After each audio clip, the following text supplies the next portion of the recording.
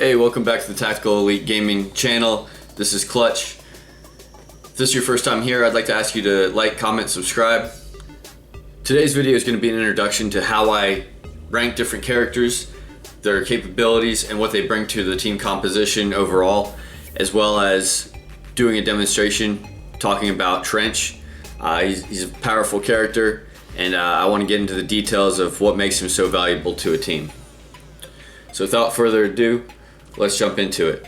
So the board you see here, this is going to be the evaluation assumptions that I make about the game, the skill level. There's a lot of variables that go into everything, but we're going to assume all things are equal, and we're going to be discussing a player skill level in the top 5%. This is still very new, we're in the beta, but this is just trying to put an objective assessment, simple tier list. Overall, this is my criteria on how I look at the character sets. You've got S, that's going to be characters that fall into the best in class, must pick, must ban type category when they introduce picking and banning in the future possibly. Alright, the A category, this is going to be characters with a superior orientation to the role that they're picked for, and are going to be your most commonly selected characters that you're going to see the most often inside of team compositions. B picks are going to be they can perform the role adequately, however they have some counter restrictions and they may not be able to do the role as well as their A tier counterparts. C tier is going to be niche picks. They can be very good in the right situation, in the right hands, at the right objective, in the right moment. If all the stars align, they can be great. Otherwise, they're going to be hit or miss as far as consistency in delivering results. And then F, it's not that it's a terrible character, it's not that they can't do the job, it's that they're really just not oriented towards performing that role. Trench, I think he's a fantastic character. He brings a lot to a team.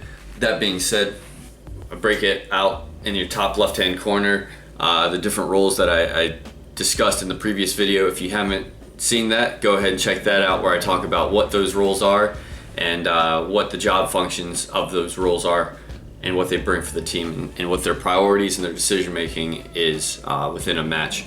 So for your anchor, I'm going to list Trench as an S tier character. He's got phenomenal capabilities, and we'll dive into that later as we break down his kit. As a flanker, he's a B tier, and that's flanker or counter flank type role job function. Point man, I'm going to list him as an F tier. Could he do it? He could, just not necessarily one of the strong points. And then support, I list him as a B tier. He can play the support role.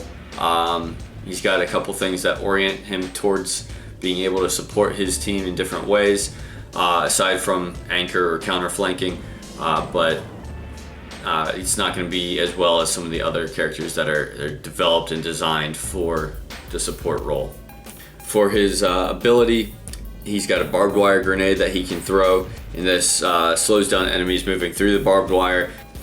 His passive, he's got gadget up, so he can carry an additional gadget.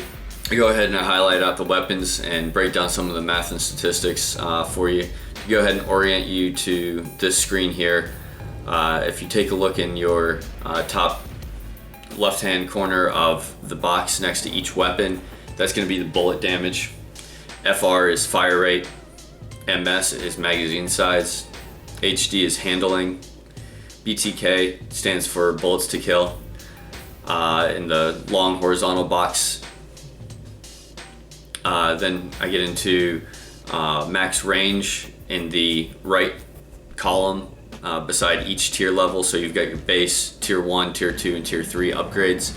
And then 100 HS is 100 health headshots, and then 100 BS is 100 body shots. Left side represents no hardened. Right side with a blue hue represents a character wearing hardened body armor. The yellow highlights is what's changing about that weapon as you move through the upgrades. So just to run through Trench, you've got the HRM 30KS. It's an assault rifle. It's an average tier weapon. The MXR, the DMR, is a fantastic choice for anchor position. It's got bullet damage 32, and it's going to be able to range out to 31 at base. So he's going to be able to triple tap headshots.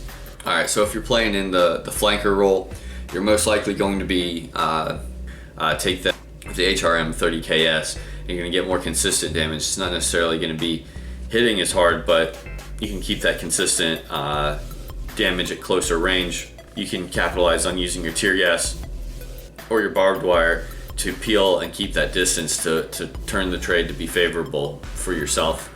All right, and then for support, your decision making in what weapon selection you make is going to be dependent on your team balance. So if you see that you've got a lot of SMGs on your team, it may be favorable for you to go ahead and pick up that DMR, so you've got some mid to long range advantage that you can bring to the team to help body shot from range and set up that long range pressure while your flankers and your pressure players are going to be rushing their back line. Finally, we're going to go ahead and get into the perks and gadgets.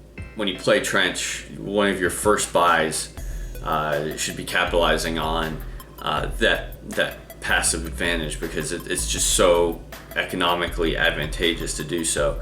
If you're playing him in the anchor role, you're looking at that APS. You're able to get 2 APSs round 1. When I go into a match and I'm playing Trench as anchor, I'm looking at what's their team composition. Do they have high projectile team, or do they have a high rushing team? If they're going to be, if say I see a Dima, a Ronin, and a Talon, I'm going to be picking up that APS and rushing to get those planted onto the point so that they can't use their supers against my team, or I'm going to be able to cancel out their supers. That $4,000 for your teammates' lives is invaluable. If I see a lot of a rush comp that's got 2 or more flankers on it, like Scorch, Chalk, Lancer, then I'm going to be considering picking up those tear gas grenades round 1. All right, moving on, getting into flanker Trench, I'm going to be looking at picking up those tear gas grenades, because that's going to help me self-peel. Then I can just throw out those tear gas grenades, that barbed wire, and I can peel off from the objective. All right, moving on to Trench's perks. As far as value goes, I look at the 4,000 level tier perks in Berserker and Shredder rounds, and personally I don't think either one of those are a necessary pick for him. At the $6,500 tier, these are very valuable perks for Trench. Being able to buy bounce back helps get you back into the fight very fast after taking some chip damage, and at the ranges that you're fighting at, you should be popping in and out of cover to go ahead and engage with the enemy, so that if you do take some damage, you can just drop back, get your health back quickly, and then re-engage and stay in the fight. Tenacity is valuable, especially as an anchor, really with his APS systems out. If you're playing on anchor or support, it's pretty unlikely that you're going to have to face too much explosive damage. So finally, we get into the 10K perks. You've got Headstrong and Tracker Rounds. Headstrong could be an invaluable perk that's going to let you stay and win a trade. Last but not least, you got Tracker Rounds. It acts like a mini Dallas ability where it highlights the opponent for I think it's about 3 or 3.5 seconds. This could be particularly useful for support Trench to pick up.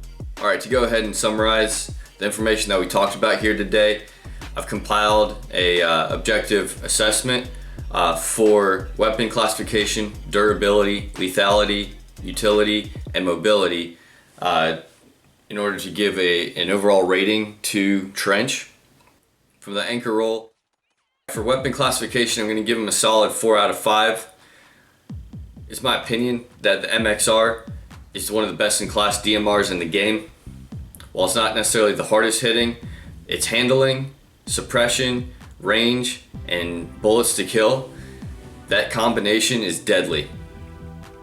The HRM 30KS, it's an all-around solid weapon choice All right, for durability, Trench has earned a 5 out of 5. He's got headstrong, tenacity, and bounce back, as well as up to 3 of the active protection system in order to keep him in the fight. For utility, I'm gonna rate him at a 5 out of 5 as well. He's got the tear gas, the APS system, as well as tracker rounds. And Trench's barbed wire is so good at slowing down and shutting down an attack lane from the enemy. His barbed wire and all of his gadgets bring so much usefulness to the team to be able to and slow down an enemy push and to reorient in order to clinch that victory. Trench is lacking in the lethality area. He doesn't have any extra gadgets, tools, or grenades that are going to wind up adding to his kill count. In this category, I'm going to give him a 0 out of 5. And in the mobility class, it's also a 0 out of 5 because he doesn't have any mobility enhancing perks or gadgets. So overall, I'm going to go ahead and give Trench a solid S tier rating from the anchor roll. Highly recommend you all going out, trying him out there, and playing with this mindset. All right, guys, that being said, I'm going to wrap it up there. Trench, phenomenal player pick, able to bring a lot to a team to create time and space, especially on defenses, hard counter to rush compositions or projectile compositions. So if you guys enjoyed that, please go ahead and hit that like and subscribe button, comment down in the section below, and go ahead and share this video. Appreciate all the love and support. And this is Clutch signing out.